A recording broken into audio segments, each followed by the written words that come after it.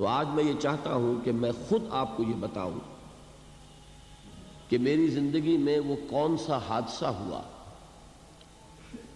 جس کے نتیجے کے طور پر میں اپنا میڈیکل پروفیشن تج کر قرآن حکیم کے درس و تدریس یا دین کی دعوت و تبلیغ میں ہمتن لگ گیا. گویا کہ میں آج خود پہلے اپنا اور اپنے کام کا ایک تعارف آپ حضرات سے کرا رہا ہوں. میرے شعور کی سب سے زیریں اور تحتانی سطح پر یہ بات آپ نے کل محسوس کر لی ہوگی کہ سب سے گہرے نقوش علامہ اقبال مرحوم کی ملی شاعری کے ہیں. بالکل بچپن ہی سے میں ان کا کلام پڑھ رہا ہوں اور ابھی میں 5ویں جماعت کا طالب علم تھا جبکہ میں بانگ درا پڑھ رہا تھا. اس سے ایک جذبہ ملی، خاص طور پر آپ کو معلوم ہے کہ اس میں ایک میرزا پیغام ہے ملت اسلامیہ کے لیے کہ کتاب ملت بیضا کی پھر شیرازہ بندی ہے، یہ شاخ ہاشمی کرنے کو ہے پھر برگ و بر پیدا. نوا پیدا کرے بلبل کے ہو تیرے ترنم سے، کبوتر کے تنے نازک میں شاہی کا جگر پیدا. میں یہ عرض کر دوں کہ ہمارے جو قومی شاعر ہیں ان میں اس میں کوئی شک نہیں کہ اس صدی میں بر صغیر پاک و ہند میں پہلے نام آئے علامہ شبلی کے اور مولانا حالی کے.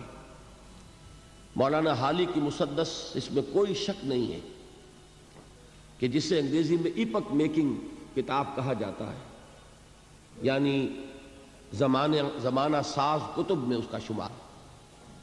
لیکن آپ ایک بات نوٹ کریں گے کہ مسدس پر بحیثیت مجموعی ایک مایوسی کا رنگ غالب ہے. چنانچہ اس کے سرنامے کے جو اشعار ہیں وہ آپ کو شاید یاد ہو کہ پستی کا کوئی حد سے گزر نہ دیکھے، اسلام کا گر کر نہ ابھر نہ دیکھے، مانے نہ کبھی کہ مد ہے ہر جزر کے بعد، دریا کا ہمارے جو اتر نہ دیکھے. یہ انتہائی ایک مایوسی کی کیفیت ہے، اور واقعہ یہ ہے کہ اس صدی کے آغاز میں عالم اسلام کی جو کیفیت تھی اس کے نتیجے میں یہ مایوسی ہی پیدا ہو سکتی تھی. پہلی جنگ عظیم کے بعد وہ جو عظیم سلطنت عثمانیہ تھی وہ ختم ہو گئی، اس کا وجود تک باقی نہ رہا. گریٹ آٹومان امپائر نسیم منسیہ ہو، چھوٹے چھوٹے ملک وجود میں آ گئے، اور وہ بھی کوئی برطانیہ کے پاس، کوئی فرانس کے پاس، کوئی اٹلی کے پاس، کوئی کسی اور کے پاس. پورا عالم اسلام مغربی اقوام کی براہ راست غلامی میں آ گئے. یہ انتہائی ہماری تاریخ کا پستی کا وقت ہے جس زمانے میں کہ مولانا حالی نے مسدس لکھی.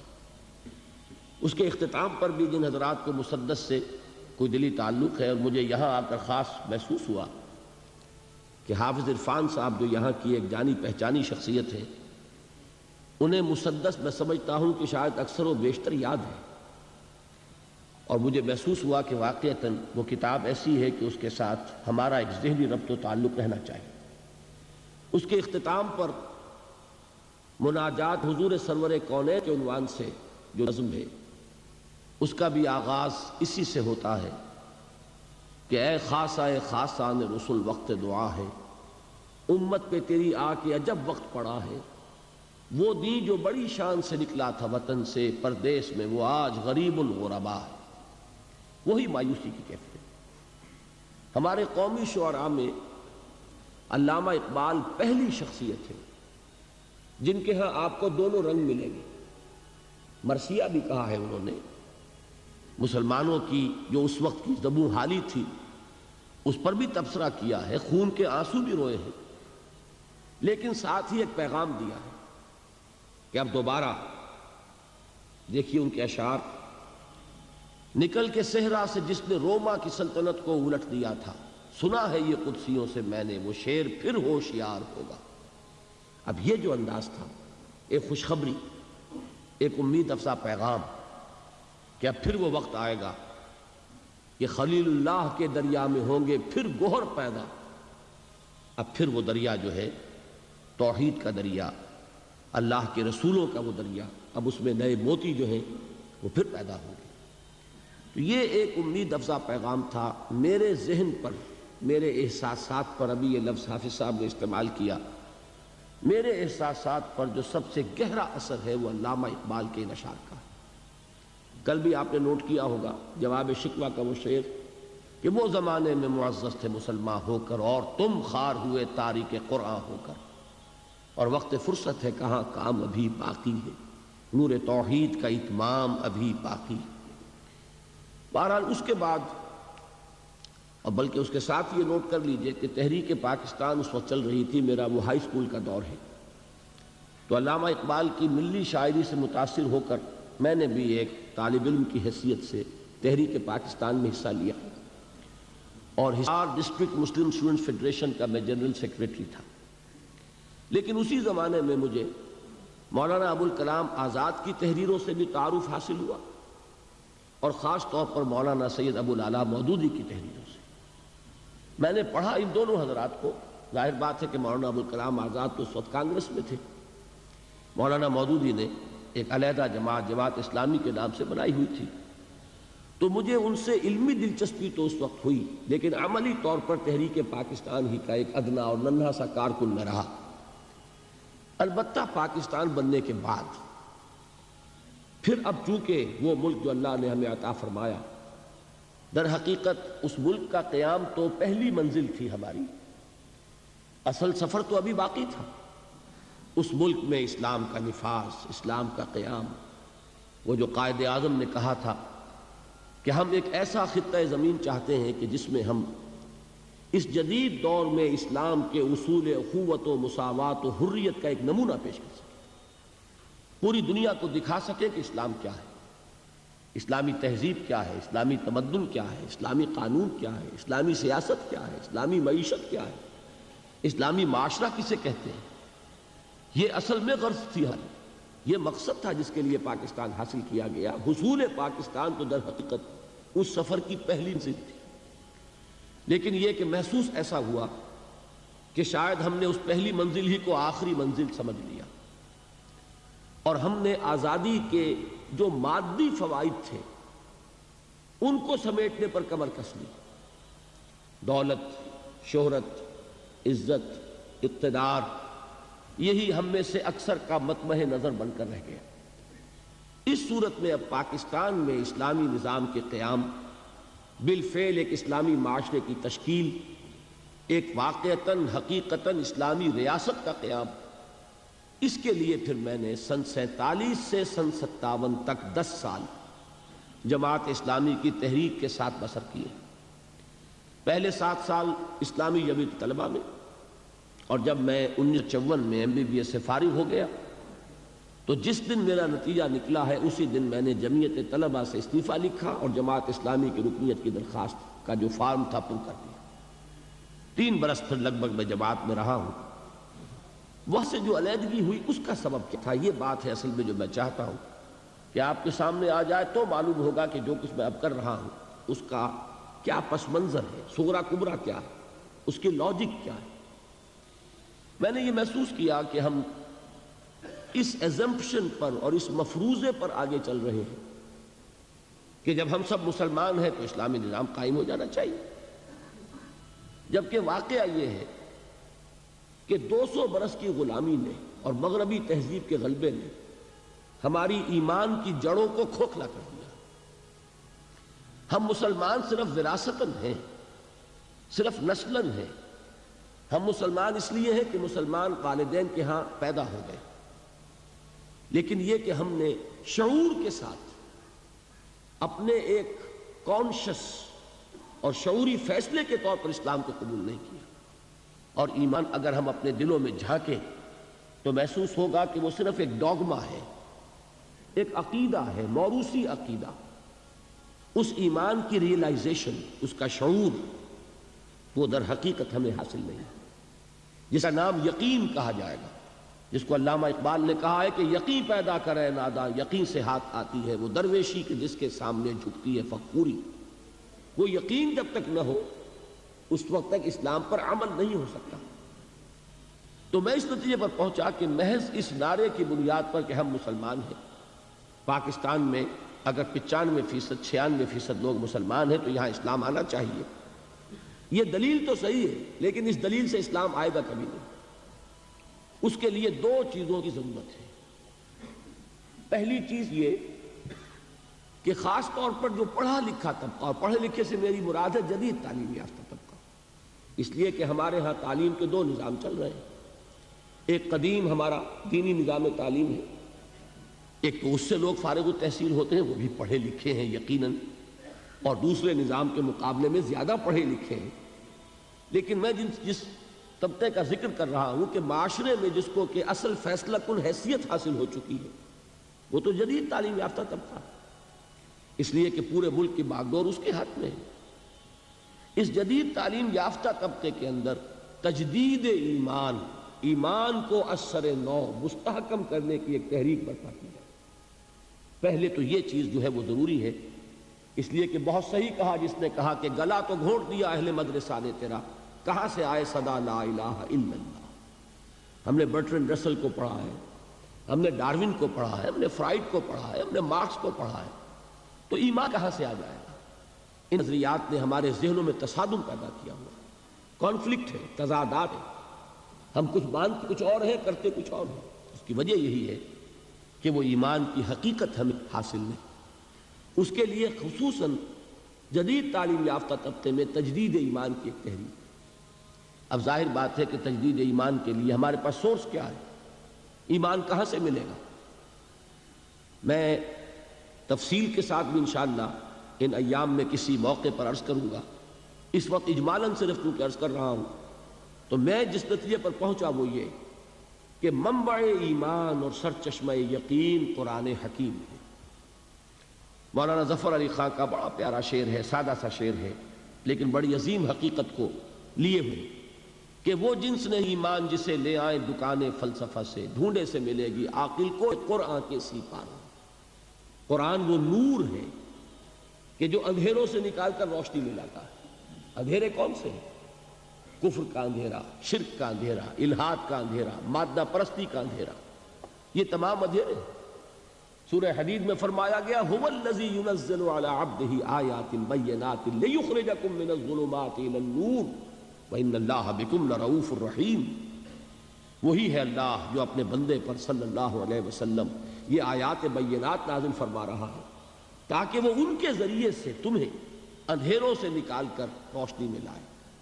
تو یہ جو ظلمات ہے، کفر اور شرک اور الحاد اور مادہ پرستی، ان کے اندھیروں سے نکالنے والی کوئی چیز ہے تو وہ قرآن مجید کا نور۔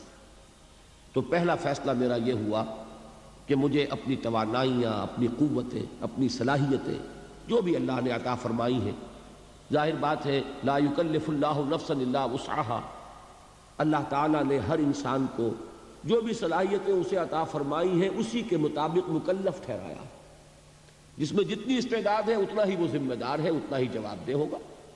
زیادہ استعداد ہے زیادہ جواب دہی ہوگی، کم استعداد ہے کم محاسبہ ہوگا، یہ اللہ تعالیٰ کا قانون ہے۔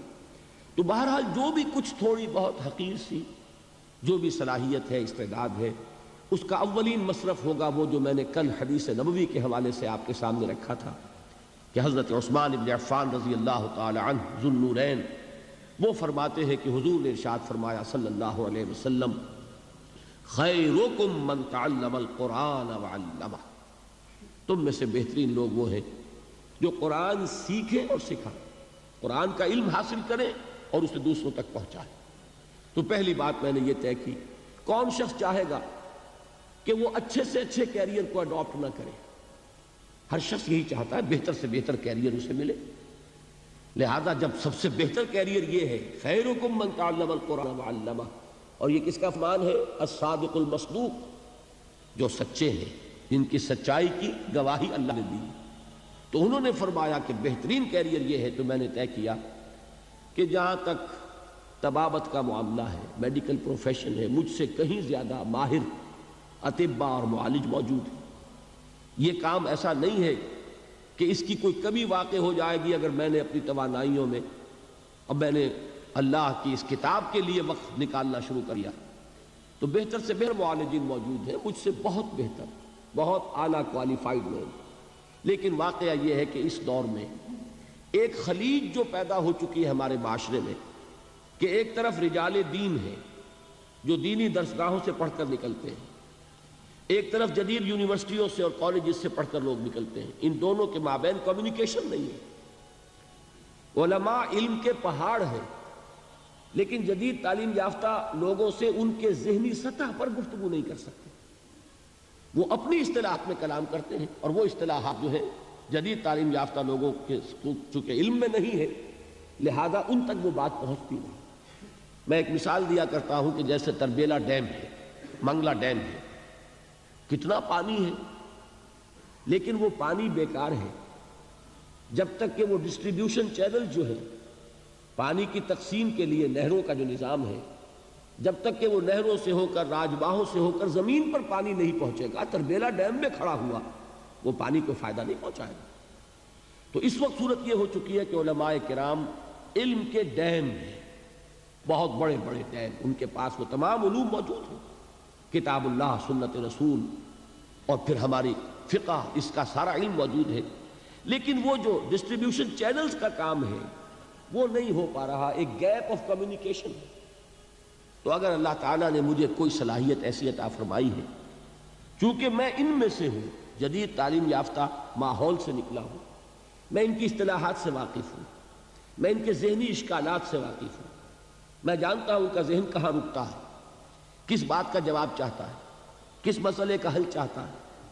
اس مسئلے کا جواب اگر ایک فتوے کی شکل میں دیا جائے وہ قابل قبول نہیں ہوگا جب تک کہ وہ سمجھایا نہ جائے، ان کی بولی میں، ان کی زبان میں، ان کی ٹرمینالوجی میں، ان کی اصطلاحات میں جب تک بات نہیں کی جائے گی، ابلاغ کا حق ادا نہیں ہوگا۔ اور یہ اللہ نے اگر مجھے صلاحیت عطا فرمائی ہے کہ یہ کام میں کر سکتا ہوں، تو ہر چیز کو تج کر مجھے اسی کام میں لگ جانا۔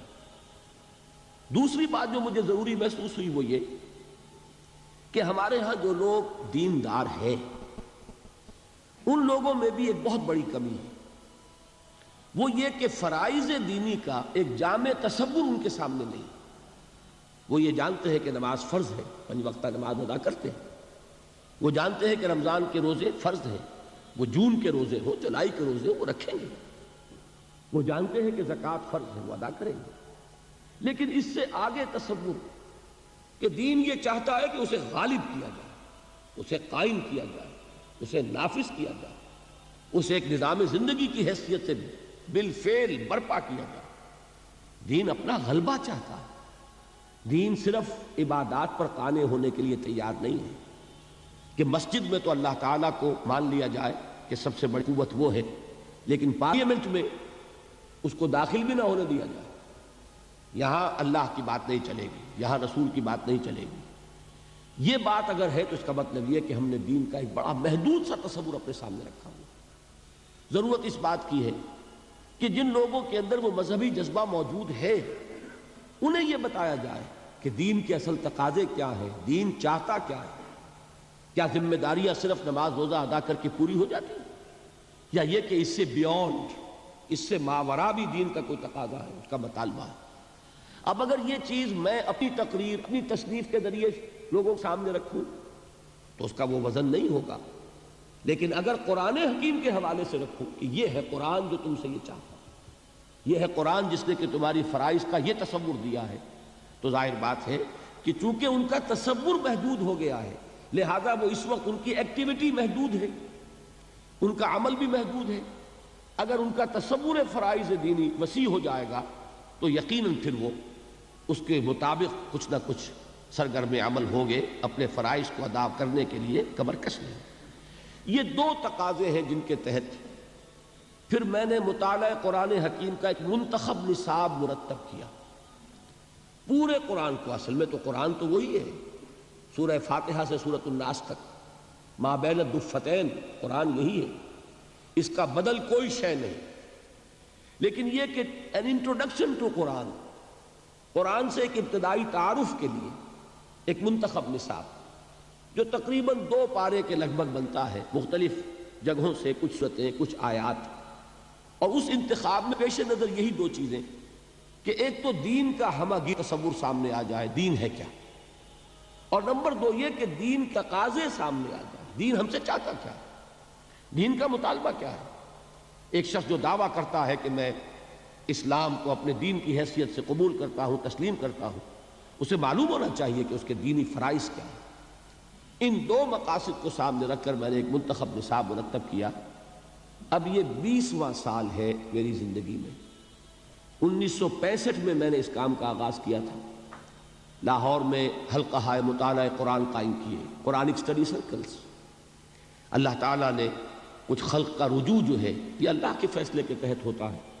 لوگوں کی توجہ ہوئی. میرے درس میں اتوار کی چھٹی ہوتی تھی پاکستان میں اس زمانے میں، تو اتوار کی صبح کا ایک درس ہوتا تھا بڑا. ویسے شام کو ہفتے کا کوئی دن فارغ نہیں تھا، لیکن یہ ہے کہ بڑا درس مرکزی جو ہے وہ اتوار کی صبح کو ہوتا تھا. پہلے مسجد خضرا سمن آباد میں اور پھر مسجد شہداء جو مال روڈ پر ہے لاہور میں. 700 افراد اس درس میں شریک ہوتے تھے بڑی پابندی کے ساتھ.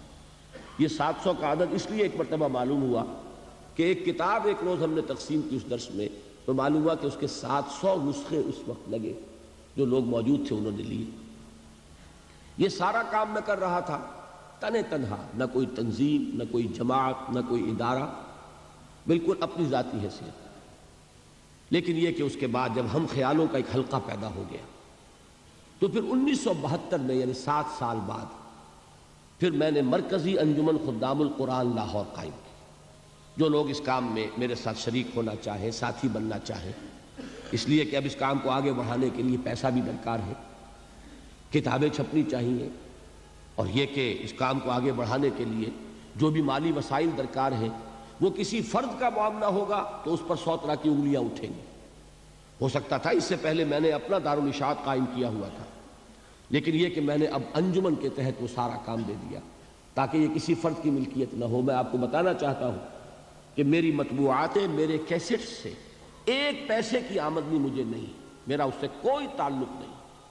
اول تو میری مطبوعات کا جہاں تک تعلق ہے، انجمن خدام القرآن نے بھی اپنا اس پر کوئی رائلٹی، اپنا کوئی حق تصنیف نہیں رکھا. کھلی اجازت ہے، جو شخص چاہے ان کو چھاپے، بیچے یا ویسے ہی تقسیم کرے، عام دین کی تبلیغ کے لیے ان کو ڈسٹریبیوٹ کرے، کھلی اجازت ہے. یہ ہمارے ہر کتابچے پہ لکھا ہوا ہوتا. لیکن یہ کہ اس کے لیے بہرحال وسائل درکار تھے، تو مرکزی انجمن خدام القرآن قائم ہوئی 1972 میں. لیکن اس کے بعد ایک سوال پیدا ہوا کہ قرآن جو کچھ بتا رہا ہے، دین کے غلبے کی عملی جد و جہد، اب محض ایک انجمن سے تو کام نہیں چلے گا، اب ایک تنظیم درکار ہے، جماعت درکار ہے، ایسے لوگوں کی جو اپنا تن من دھن اس کے لیے لگانے کے لیے تیار ہو جائے، جو اپنے آپ کو ڈسپلن میں دینے کے لیے تیار ہے، جو سمع و طاعت کے نظام میں آنے کو تیار ہے. تو اس کے لیے پھر 1975 میں تنظیم اسلامی ہم نے قائم کی. جب تک میں تنہا کام کر رہا تھا اس تک میرا مطلب بھی ساتھ کے ساتھ جاری تھا. وہ حسرت موہانی کا بڑا پیارا شعر ہے، کیا طرفہ طبیعت ہے، کیا طرفہ تماشا ہے، حسرت کی طبیعت بھی ہے، مشق سخن جاری اور چکی کی مشقت بھی. تو میں مطلب بھی کرتا تھا اور یہ بھی کر رہا تھا، درس قرآن بھی تھا، وثاق بھی شائع کر رہا تھا، دارالاشاعت بھی تھا. لیکن سن 71 کے حج کے موقع پر میں نے فیصلہ کیا، یہ فروری سن 71 کی بات ہے، کہ اب میری جتنی توانائیاں ہیں، جو قوتیں ہیں، جو صلاحیتیں ہیں، وہ اب ہمہ تن ہمہ وقت اسی کام کے لیے وقف رہے گی. چنانچہ میں نے اپنے مطلب کو بند کیا، اور اس کے بعد سے اب تک میں نے پھر کوئی 1 منٹ بھی کسی معاشی جد و جہد میں صرف نہیں کی. باقی یہ ہے کہ اللہ تعالیٰ صورت پیدا کرتا ہے، رزاق وہ ہے، اس نے آج تک کوئی تنگی نہیں آنے دی، کوئی میرے لیے مشکل مرحلہ نہیں آیا. اللہ تعالیٰ امتحان آزمائش سے بچا کر رکھے، اور آزمائے تو اس میں استقامت عطا فرمائے، کہ وہ بھی صرف اسی کی توفیق سے انسان کسی امتحان میں کامیاب ہو سکتا ہے. لیکن بہرحال سن 71 کے بعد سے یہ سن اب 85 ہے، یہ سمجھ لیجئے کہ 15واں سال ہے کہ میری توانائیاں، میرے اوقات، میری جو بھی صلاحیتیں ہیں حقیر سی اللہ کی عطا کردہ، وہ سب کی سب اسی کام کے. میرا دل برماہی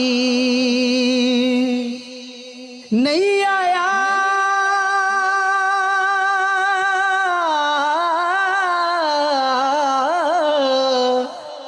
میرا دل برماہی ایویں بولنا جھوٹے آقا.